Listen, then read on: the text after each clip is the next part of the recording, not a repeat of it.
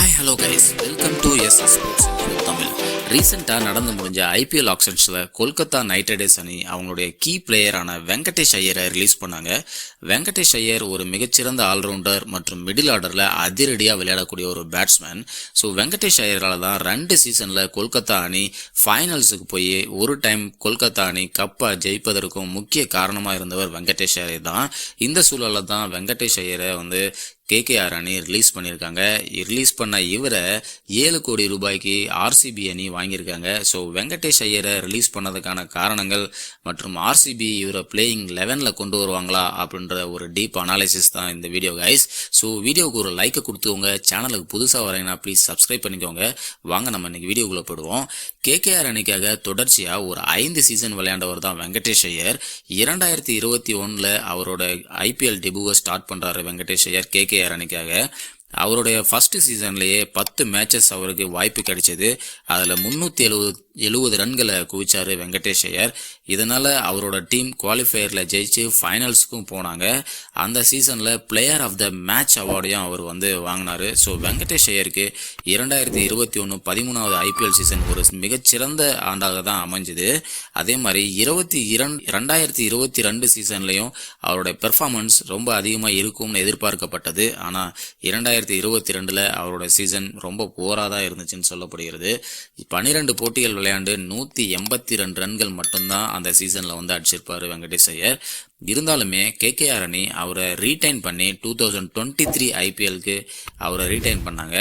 அந்த சீசனில் வெங்கடேஷ் ஐயர் அவருடைய பேட்டிங் பவரை ப்ரூவ் பண்ணார் அப்படின்னு தான் சொல்லணும்.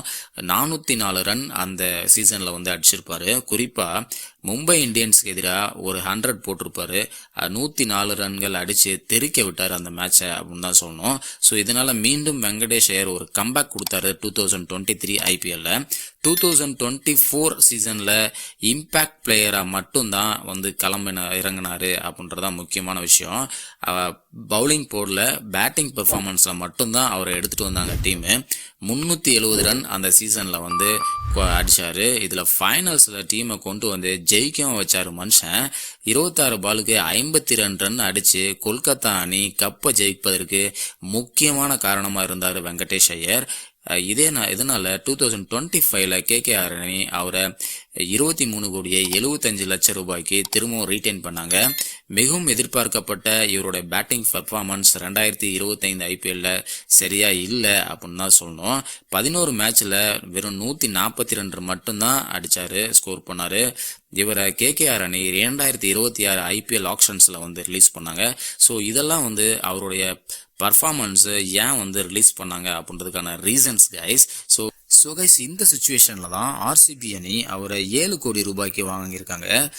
ஆல்ரவுண்டரான இவர் அணியில் முக்கிய வீரராக இருப்பார் என பலரும் எதிர்பார்க்கப்பட்ட நிலையில் முன்னாள் கிரிக்கெட் வீரரான அனில் கும்ளே இவரை பற்றி சில கருத்துக்கள் கூறினது சோசியல் மீடியாவில் விவாதத்தை கிளப்பியிருக்கு அப்படின்னு தான் சொல்லணும். அப்படி என்ன அனில் கும்ளே சொல்லியிருக்காரு அப்படின்னா, வெங்கடேஷ் ஐயர் ஆரம்ப போட்டிகளில் அவர் பிளேயிங் 11ல் இடம்பெறுவது சந்தேகம்தான் இந்த 2026 சீசனில் அப்படின்னு சொல்கிறாரு.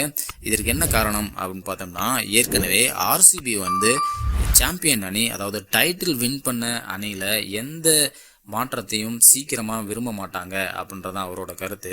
இப்படி மாற்றம்னா அணியினுடைய தன்னம்பிக்கை பாதிக்கப்படும் அப்படின்றது அவருடைய விஷயமா பார்க்கப்படுகிறது. ஏற்கனவே ஆர்சிபி அணி ஒரு திட்டமிடப்பட்ட வெல் கன்ஸ்ட்ரக்டட் அணியாக அவர் பார்க்குறாரு. நிறைய பேக்கப்ஸ் வச்சுருக்காங்க அவங்க டீமில் அப்படின்றதையும் சொல்கிறாரு. அதாவது ஜாஸ் ஹெஷில்வுட்க்கு பதிலாக ஜேக்கப் டஃபி அப்படின்ற பவுலர் வச்சுருக்காங்க.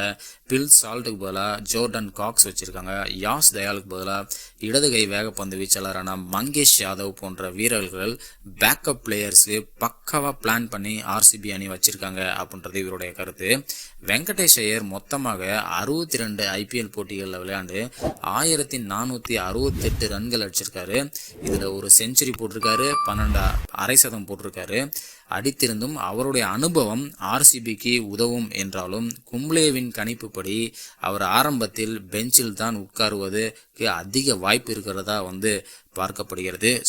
ஸோ கைஸ் நீங்கள் சொல்லுங்கள், வெங்கடேஷ் ஐயர் ஆர்சிபியில் பிளேயிங் 11ல் இடம்பெறுவாரா இல்லை அனில் கும்ப்ளே சொன்ன மாதிரி பெஞ்சில் தான் உட்காருவாரா அப்படின்னு சொல்லிட்டு கமெண்ட் செக்ஷனில் கமெண்ட் பண்ணுங்கள். ஸோ வீடியோ பிடிச்சிருந்தா லைக் பண்ணுங்கள், நம்ம சேனலையும் சப்ஸ்கிரைப் பண்ணிக்கோங்க. மீண்டும் நெக்ஸ்ட் வீடியோவில் சந்திக்கிறேன். தேங்க்யூ.